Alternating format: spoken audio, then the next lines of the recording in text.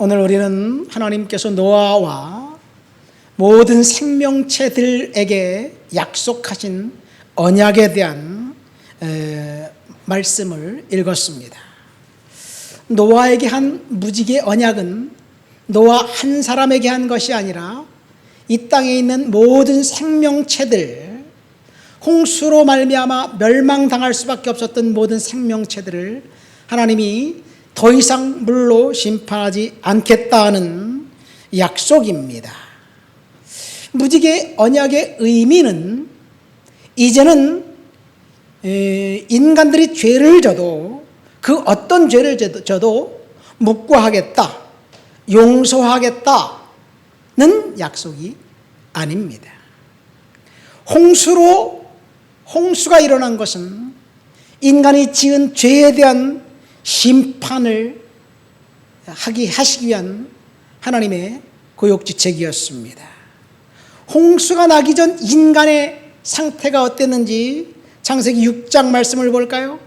5절부터 9절까지 우리 한번 나같이 읽어보시겠습니다.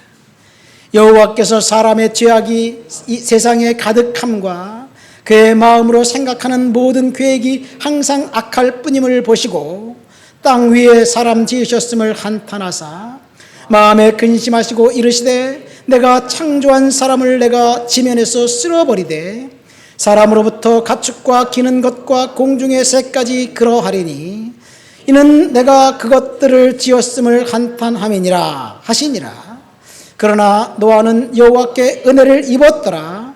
이것이 노아의 족보니라. 노아는 의인이요 당대의 완전한 자라. 그가 하나님과 동행하였으며.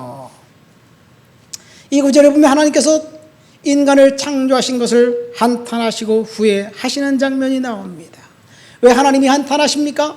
왜 하나님이 후회하셨습니까? 죄 때문에 그렇습니다. 죄악이 가득 찬 세상, 인간의 마음속에 생각하는 것은 죄악뿐이었고 인간이 계획하는 것은 사악했습니다. 오늘날 우리 주위에서 일어나는 일들을 보십시오.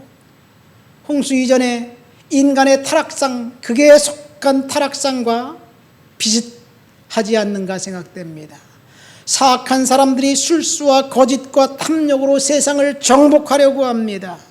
권력 앞에 비굴한 사람들은 그 사악한 권력에 복종하고 맹목적으로 충성을 하는 것 같습니다. 정의가 실종되었습니다. 이대로 진행된다면 남은 것은 하나님의 심판밖에 없는 것 같습니다. 어쩌면 윤석열 대통령 탄핵을 계기로 새로운 기회를 주시려고 하나님이 이런 형국을 허락하셨지 않았는가 이렇게 생각됩니다. 우리는 마음을 추스러 잇따라 이 민족을 위해서 기도하고 우리가 하나님 앞에서 거룩을 계속해서 유지해야 될 줄 믿습니다. 하나님이 아담을 창조하실 때, 아담을 하나님의 형상대로 만드셨을 때 하나님은 아담에게 대한 분명한 기대가 있었을 것입니다. 목적이 있었을 것입니다. 그렇지요. 우리가 하는 일들은 다 목적이 있잖아요. 하나님도 그랬습니다. 인간을 창조하시고 온 우주 만물을 창조하시고 지구를 창설하시고 인간에게, 아담에게 하나님이 복을 주시면서 온 우주 만물의 관리인으로 삼으셨습니다. 하나님은 인간을 통해서 온 우주 만물을 다스리고 그리고 예배를 받으시길 원하셨습니다. 그러니까 아담은 하나님을 예배하는 청지기로 사명을 감당해야만 했습니다. 그런데 아담이 범죄한 후 사탄이 그의 마음을 찾아 들어와 그의 생각을 탈취한 후 하나님의 계획대로 인간은 하나님을 예배하는 예배자의 자리에서 서서히 떠나갔습니다.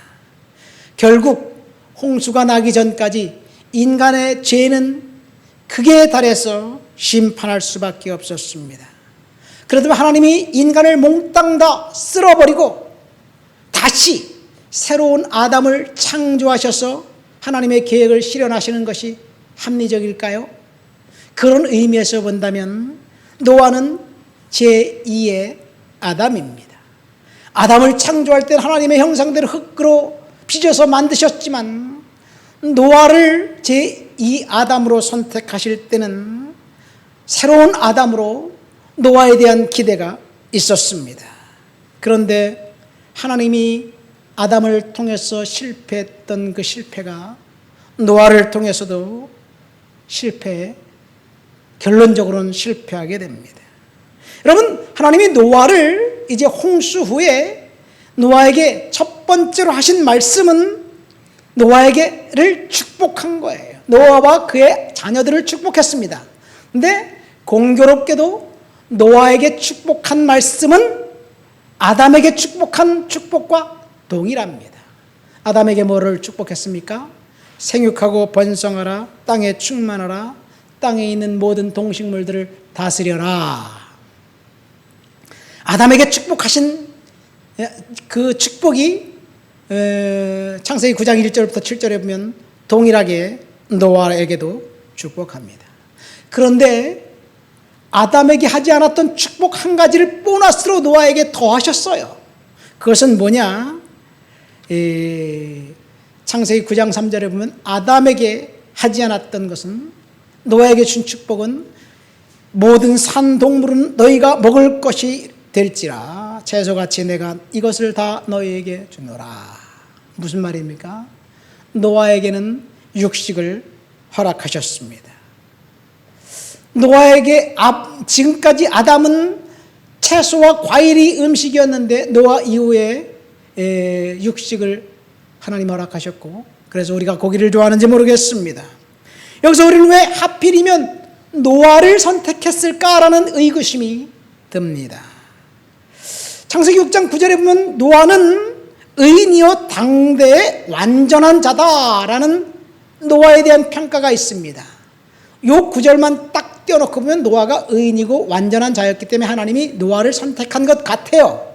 그러나 그 앞 9절에 보면 8절에 보면 노아가 의인이고 완전한 사람이 된 이유는 그가 하나님께 은혜를 입었다는 말이 먼저 나옵니다. 하나님께 은혜를 입었기 때문에 모든 사람들이 다 타락했고 범죄했고 사악했는데, 그런데 하필이면 왜 하나님이 노아 한 사람을 선택해서 그에게 은혜를 베풀었을까? 그 답은 몰라요. 왜 노아일까? I have no idea. 하나님의 작정입니다. 왜 노아에게 은혜를 주셨는지 그 이유는 성경이 침묵합니다. 하나님이 일방적으로 노아를 선택하셔서 은혜를 주셨습니다. 그러니까 노아가 하나님으로부터 은혜 받은 것이 먼저입니다. 그 후 하나님은 노아에게 축복하셨습니다. 그리고 언약하셨습니다. 여러분, 우리가 분명히 알아야 할 것은 노아가 의인이었기 때문에 하나님이 그를 선택한 것이 아니라 하나님이 그를 선택했고 은혜를 베풀어 주셨기 때문에, 그도 당시에 있었던 사람들과 동일한 죄인이었지만, 모르겠어요. 뭐 죄의 경중을 따라서 볼 때 노아는 그래도 가장 덜 죄인이었다, 그렇게 생각했기 때문에 노아를 선택했을까요? 인간이 볼 때 덜 죄인, 더 죄인이 있는 것 같아도 하나님의 눈에는 똑같습니다. 노아가 하나님께 은혜를 입자 그는 그 은혜 때문에 하나님을 두려워하는 사람이 되었습니다. 하나님을 두려워하자 그는 거룩한 사람이 되었습니다. 그래서 당시 죄 짓는 사람들의 죄를 보면서 가슴을 치며 한탄합니다. 저렇게 살면 안 되는데.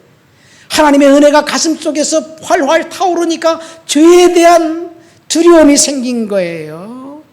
그래서 노아는 하나님과 점점 더 가까워졌고 그 결과 그를 의인이라고 성경은 평가하고 있습니다.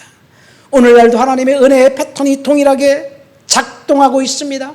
하나님이 아브라함을 선택해 주셔서 은혜를 베푸시고 언약을 하셨습니다. 하나님의 언약은 모세를 통해서, 다윗을 통해서, 예레미야를 통해서 결국 십자가와 보혈의 은혜를 입은 저와 여러분들을 통해서 계속해서 하나님의 언약은 선포되고 갱신되어 가고 있습니다. 저와 여러분들 하나님의 은혜를 입었기 때문에 우리가 구원받았고, 그리고 하나님의 자녀가 된 거예요. 이것이 하나님의 은혜의 패턴입니다. 하나님의 은혜가 먼저 노아에게 임했습니다. 그리고 노아와 언약합니다. 오늘 우리는 무지개 언약과 하나님의 심판이라는 제목으로 설교를 듣고 있습니다.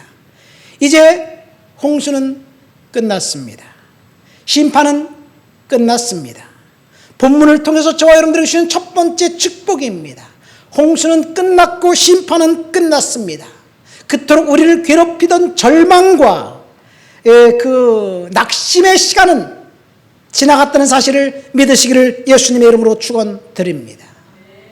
하나님께서 저와 여러분들을 이제 회복시켜 주실 은혜만 남았습니다. 그런데 홍수가 끝났지만 노아는 여전히 방주 안에 머물러 있어야만 했습니다.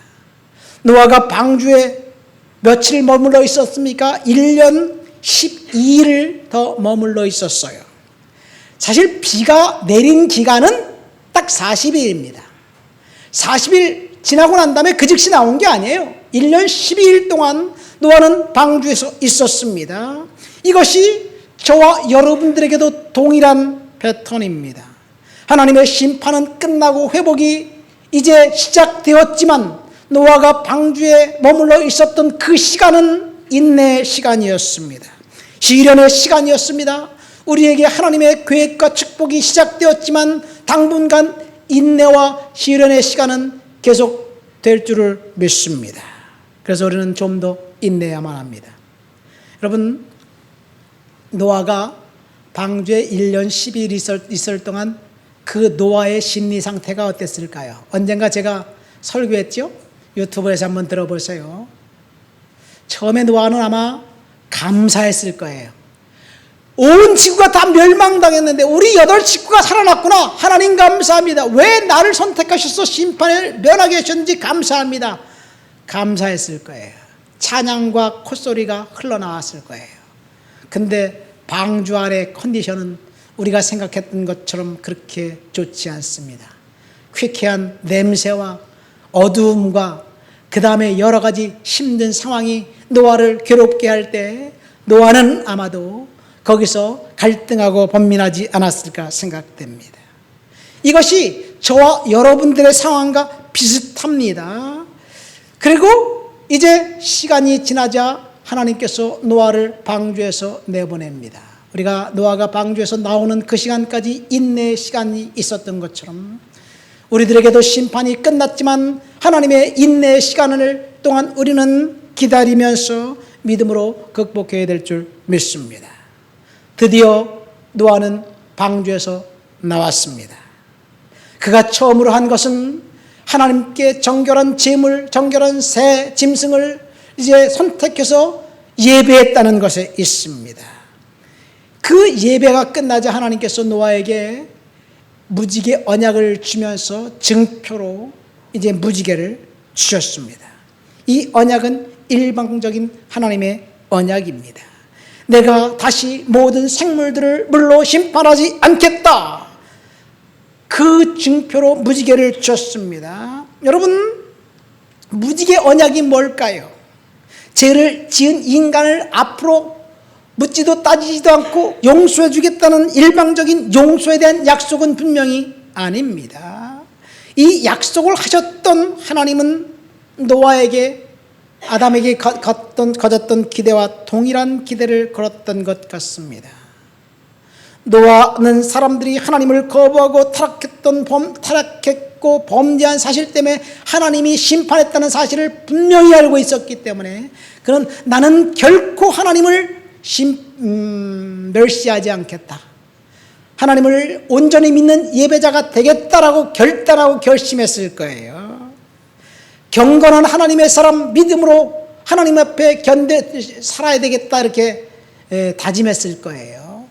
노아는 하나님의 예배자의 본분을 지키기로 노력했을 거예요. 그런데 한 세대도 가기 전에 노아의 두 번째 아들 함이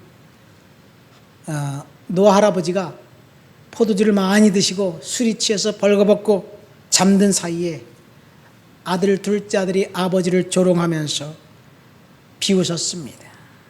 아담이 범죄한 이후 사탄의 유혹에 빠진 인간의 본성이 죄와 타락으로 얼룩져 있기 때문에 다시 죄가 스멀스멀 인간의 심령을 파고 들었던 거예요. 여러분, 우리가 경건하고 거룩하게 사는 것은 부단한 노력이 필요합니다. 그러나 죄를 짓는 것은 한순간이에요. 그냥 우리가 마음으로, 말씀으로 무장하지 않으면 우리는 금방 죄에 빠질 수밖에 없어요. 목사인 저는 죄를 안 질까요? 여러분, 말씀하지 않겠어요. 너무 부끄러워하세요.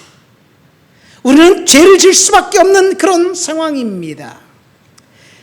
무지개 언약, 다시는 물로 심판하지 않겠다는 약속, 결론적으로 보면 이 약속은 예수 그리스도께서 흘리신 보혈의 은혜, 십자가의 은혜로 인해서 이제 완벽하게 무지개 언약은 종결됩니다.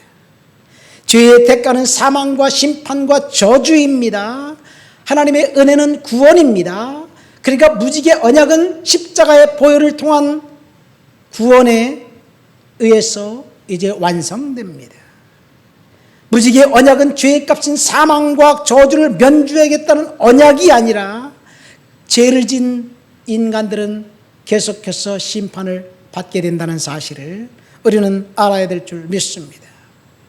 노아의 홍수 이후에 세상이 또다시 범죄하자 창세기 19장에 보면 소돔과 고모라에 대한 심판 이야기가 나옵니다. 소돔이 왜 멸망했습니까? 사람들은 그렇게 생각해요.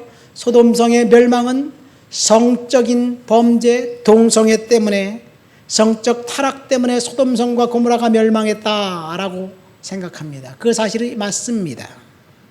그러나 소돔의 죄는 그것 때문에 멸망당한 것이 아니에요. 그것도 중요한 이유지만 에스겔 선지자는 소돔이 멸망한 이유를, 중요한 증거를 밝히고 있는데, 소돔이 멸망한 이유는 부유한 사람들이 재물을 가난한 사람들과 나누지 않았기 때문이라고 이야기합니다.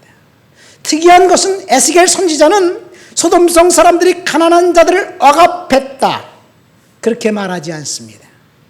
소돔성 사람들이 가난한 사람들을 돕지 않은 것 때문에 그 소돔성은 멸망당했다고 증언하고 있습니다.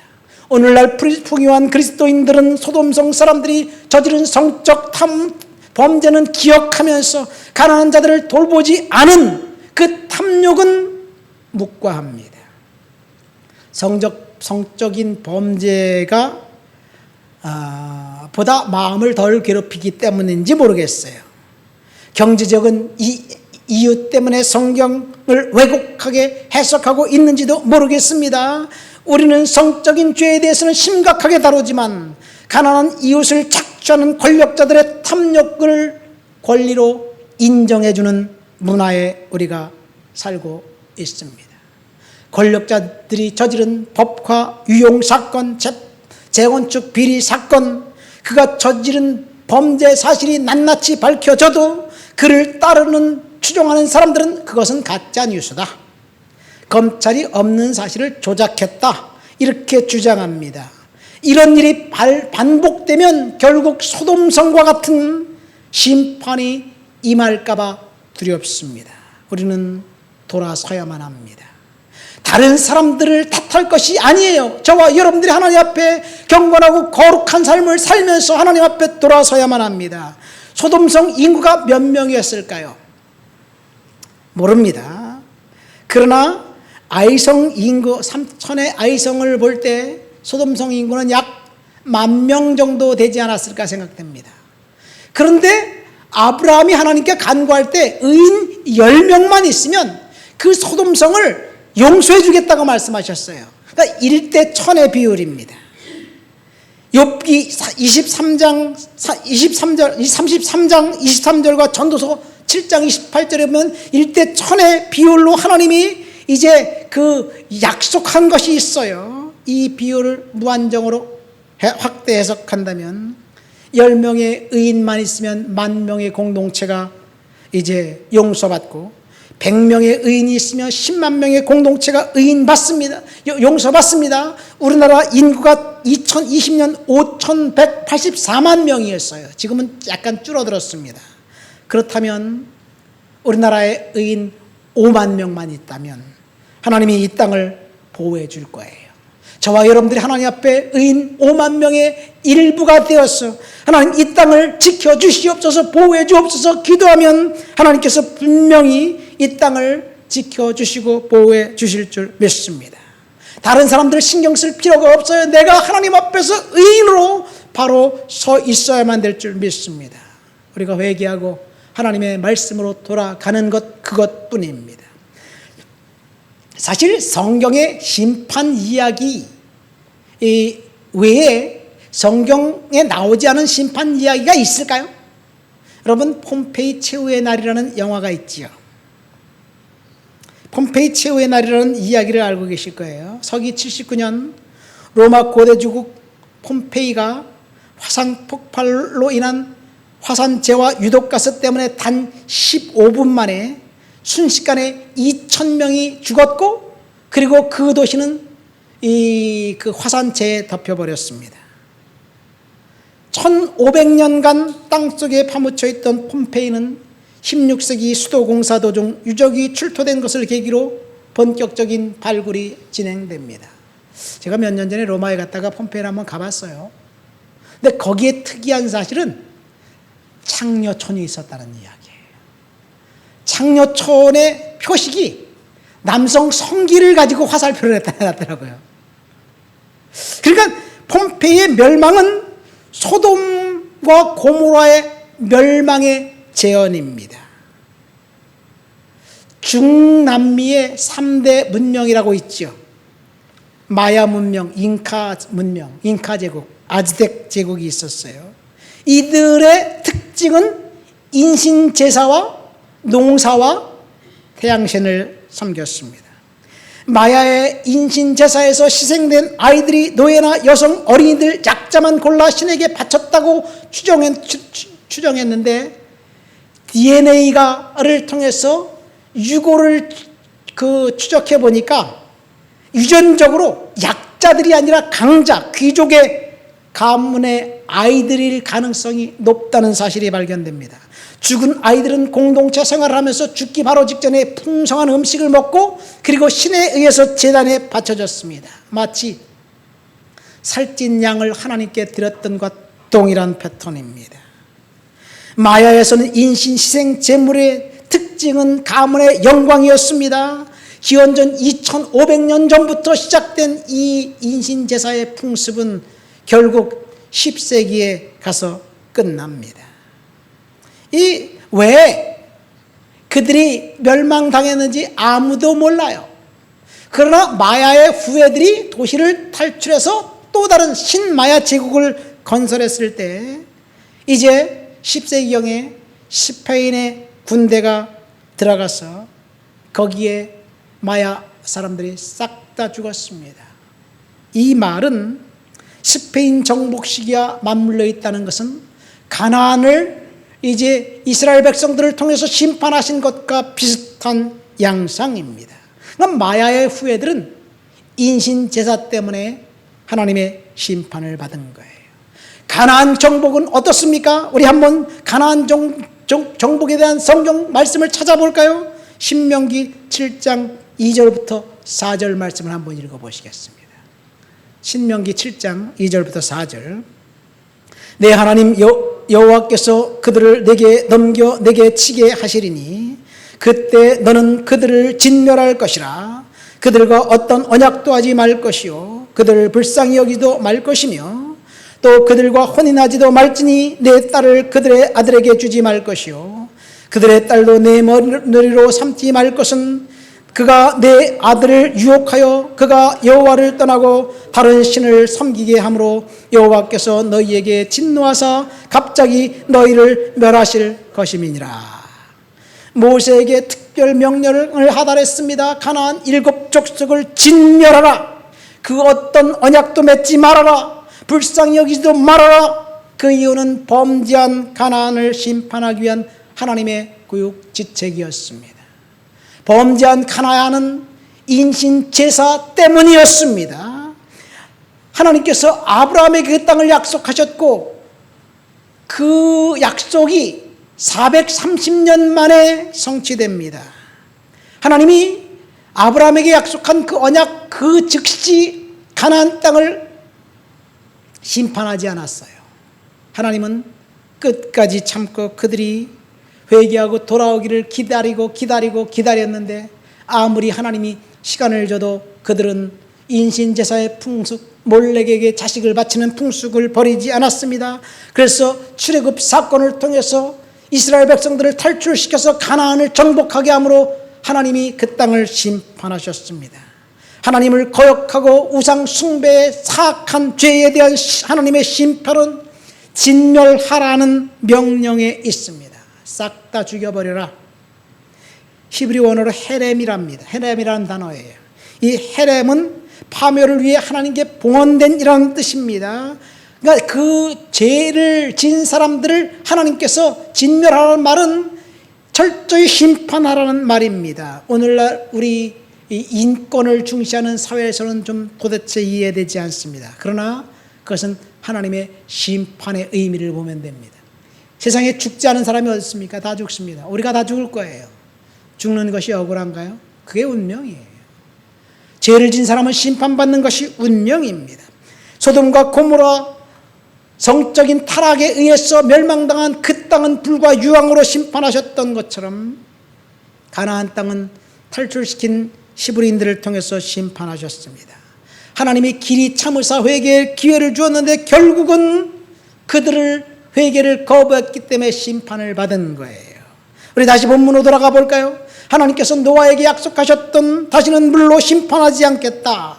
이 언약은 죄가 있어도 무조건 용서해 주겠다는 약속이 아닙니다. 죄의 값은 반드시 사망과 저주입니다. 이 무지개 언약은 십자가에서 흘리신 예수 그리스도의 보혈로 인해서 성취되었습니다. 사실 십자가 형틀은 지금까지 인간이 고안해낸 가장 잔혹한 형벌 방법입니다. 십자가에 달려 죽기 전에 채찍질을 당했습니다. 채찍 끝에 매달린 뼈와 납조각은 예수의 등을 갈기갈기 찢어 놓았습니다. 게다가 재판이 진행되는 동안 물 한 모금 주지 않았습니다. 뜨거운 그 태양볕 아래 십자가를 들고 서 있었습니다. 이마에서 피가 흐르고 등에서 피가 흐르고 그래서 온몸에 피가 전부 빠져 물과 피가 다 빠져나갔습니다. 탈진해 죽을 상황입니다. 잔혹한 십자가에 이제 매달려 못을 받고 그리고 이제 그 십자가를 깊이 판 구덩이에 쿵 하고 밀어 넣습니다. 그러면 십자가가 구덩 속으로 쿵 떨어지는 동안 다시 한번 온몸이 출렁거리면서 뼈마디가 으스러집니다. 이것이 십자가의 형벌이에요. 이것이 죄에 대한 잔혹한 처벌입니다. 이때 예수님은 십자가에서 그런 고난을 당하면서 그를 죽이려고 했던 로마 병사들을 저들의 죄를 사하여 주시옵소서 라고 기도했습니다. 그동안 전혀 들어보지 못했던 그런 외침이었습니다. 그렇게 해서 사람들을 십자가에 달려 돌아 죽일 때 로마 병사들이 보통 듣는 말은 야유와 이제 그 욕설이 난무했을 것입니다. 그러나 예수님은 운명하는 순간까지 그들의 죄를 용서해달라고 하나님께 기도하자 그 용서의 기도를 통해서 백부장이 처음으로 간증한 것은 저는 의인이었다. 저는 하나님의 아들이었다. 그래서 예수가 하나님의 아들임을 첫 번째 증언한 사람은 로마 백부장이었습니다. 그들은 자신의 역할에 아무런 양심의 가책도 갖지 않았습니다. 평소대로 처리할 일 중에 하나였습니다. 그러나 예수님의 기도가 그들의 머릿속에서 사라지지 않고 결국 은혜의 사람들이 되었다는 사실 우리는 알게 됩니다. 무지개 언약은 더 이상 물로 심판하지 않겠다는 약속은 예수 그리스도께서 지신 십자가에서 성취되었습니다. 이것이 무지개 언약의 의미입니다. 말씀을 맺습니다. 오늘 우리는 무지개 언약과 하나님의 심판이라는 제목으로 설교를 들었습니다. 무지개 언약은 어떤 죄를 지어도 그 죄값을 묻지 않겠다는 것이 아닙니다. 타락한 세상은 홍수로 멸망당했습니다. 새로운 역사, 새 창조가 시작되었습니다. 본문을 통해서 저와 여러분들에게 주시는 교훈은 딱 두 가지입니다. 첫 번째, 심판은 끝났다. 우리들에게 하나님이 기다림의 시간, 인내의 시간, 심판의 시간은 끝났다. 새로운 역사가 시작되었다는 이야기를 하고 있습니다. 믿습니까? 저와 여러분들이 고달픈 인생을 살아가고 힘들고 지친 인생을 살아가고 경제적인 무게에 허덕이면서 힘든 시간을 보내고 있지만 하나님께서 그 힘든 시간을 다 끝나고 이제는 회복의 시기가 돌아왔다는 선언입니다. 그런데 왜 지금 나는 회복되지 못했나요? 지금 나는 왜 여전히 힘든가요? 그것은 노아가 방주 안에 물이 빠졌지만 1년 10일이 있는 기간 동안 하나님이 설정하신 인내의 시간입니다. 우리는 인내의 시간, 믿음으로 하나님 앞에 서 있어야 될 줄 믿습니다. 하나님이 심판을 끝냈던 노아에게 주신 무지개 언약은 하나님이 노아를 향한 특별한 기대입니다. 아담에게 축복한 것 동일한 축복을 하면서 노아에게 특별한 기대를 하셨습니다. 저와 여러분들에게도 하나님이 무지개 언약을 주시면서 십자가의 보혈의 은혜의 구원을 주시면서 하나님은 특별한 기대를 갖고 계셔요. 하나님이 저와 여러분들에게 거는 특별한 기대가 뭘까요? 그것은 하나님을 예배하는 예배자, 거룩한 사람이 되어서 5천만 명의 우리 대한민국 인구 중에 우리가 5만 명의 의인 중에 한 명이 되어서 하나님을 예배하는 예배자가 되어서 이 땅을 구원하는 그런 초석이 되게 하는 것, 이것이 하나님이 저와 여러분들을 향한 기대입니다. 그러니까 우리는 온전한 예배자로 하나님 앞에 서 있어야 될 줄 믿습니다. 이 세상이 어떻게 흘러가든지 타락한 사람, 파렴치한 사람이 잘 되는 것 때문에 배 아파하지 마세요. 그들은 그렇게 살다가 그것이 인생의 전부가 아니라 심판이 반드시 있을 거예요. 우리는 하나님 앞에 믿음을 지키면서 저들을 불쌍히 여겨 주옵소서 기도하면서 이 땅을 구하는 그런 의인 되게 되시기를 예수님의 이름으로 축원드립니다. 우리 다 같이 말씀을 생각하며 통성으로 기도합니다. 하나님, 심판은 끝났는데 인내의 시간 믿음으로 견디게 도와주시옵소서. 내가 의인 중 한 명이 되어서 이 땅을 지키는 하나님의 사람으로 삼아 주시옵소서 기도합니다. 하나님 아버지 감사합니다. 오늘도 주님 앞에 나와 주를 높여드리고 주를 찬양하고 주를 예배합니다. 성령의 능력과 충만과 거룩한 역사로 사로잡아 주옵시고 은혜로 채워주옵시고 능력을 덧입혀 주옵시고 말씀 사로잡아 주시옵소서. 성령님 만져 주옵소서, 지켜 주옵소서, 능력으로 허락해 주옵소서, 은혜 허락해 주옵소서. 주님을 높여드리고 주님을 찬양하고 주님을 예배합니다. 주님 영광 받아 주시옵소서. 예수님의 이름으로 기도합니다. 아멘. 하나님께